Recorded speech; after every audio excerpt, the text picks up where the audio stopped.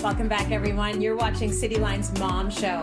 And I bet many moms watching will be able to relate to this scenario. You're sitting with your friends and someone tells the funniest joke ever and you let out a big hearty ha ha ha ha. And then eek, a little pee comes out.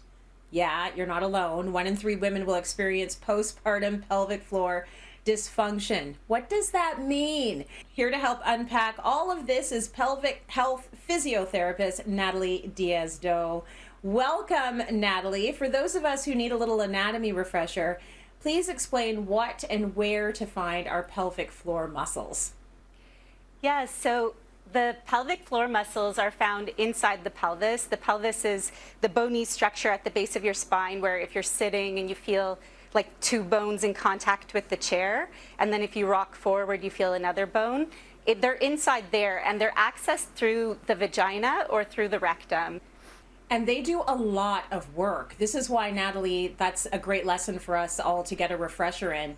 You're saying that most of these symptoms can be treated through physiotherapy.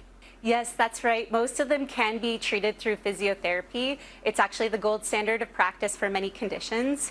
It's just good to see a pelvic floor physiotherapist who can assess you individually because each person presents with really unique needs.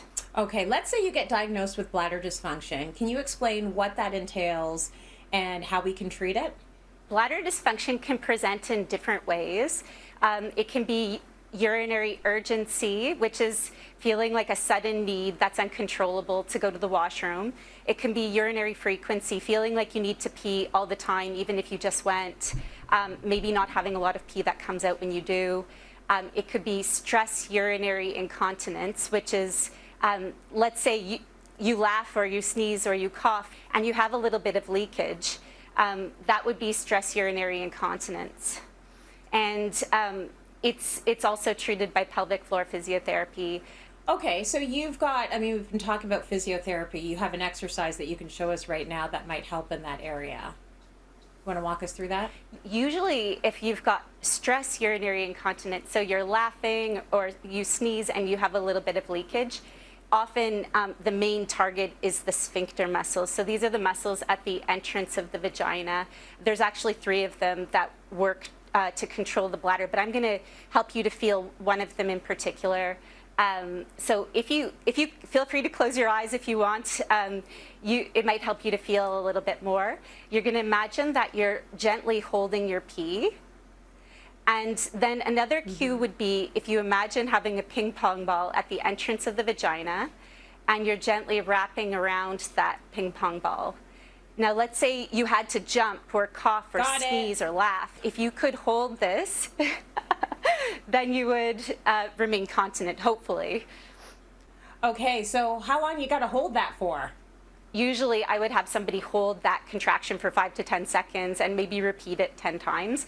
Keep in mind, it's very gentle because if you overdo the contraction, you might start to feel it in deeper muscles of the pelvic floor, which can sometimes propagate symptoms of urinary urgency and frequency, which a lot of people often think that their muscles are just weak when it comes to the pelvic floor, but often there's muscular tightness involved as well, and that's where it becomes a little bit more tricky.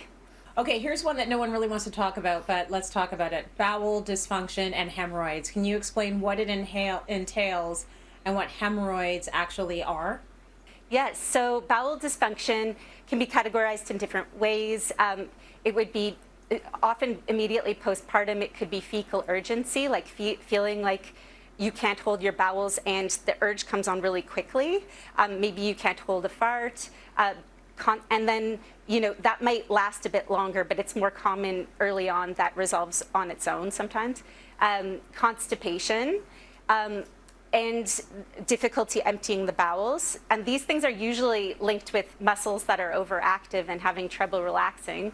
And so hemorrhoids are veins that have become swollen and irritated, and they're caused by pressure. So let's say it's pregnancy related or childbirth related or constipation related, or if you're straining or if you're abdominal wall is weak and it's putting too much pressure down on the pelvic floor, that can all lead to increased muscular tone or pressure that leads to hemorrhoids. And what is an exercise that you can do if you've got hemorrhoids happening? or that sort of situation happening in your pelvic floor? Yeah, it's definitely something that's happening in the pelvic floor. I would say the most beneficial thing you can do is learn to relax the muscles. The pelvic muscles are actually like intricately linked with our nervous system, the autonomic nervous system, which is because there's so many functions that are controlled under the level of our awareness, like bowel, bladder, sex. If we get stressed due to hormones or birth trauma, the muscles can get very tight.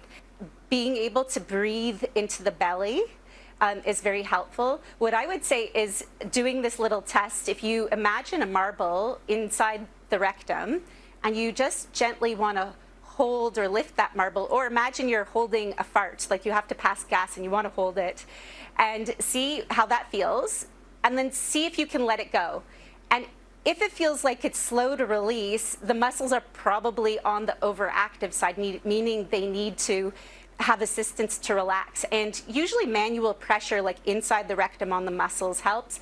But actually just going into a child's pose, happy baby, a hip opening stretch, and breathing into the abdomen, into the belly, will help to relax the muscles. Natalie, thank you so much. Like so much physiotherapy, it is all about the little details. So we're just starting the conversation. Obviously, there's so much more to unpack, but we appreciate that info. And if anyone watching feels like they might have any of these issues, please go find a pelvic floor specialist near you and get an assessment.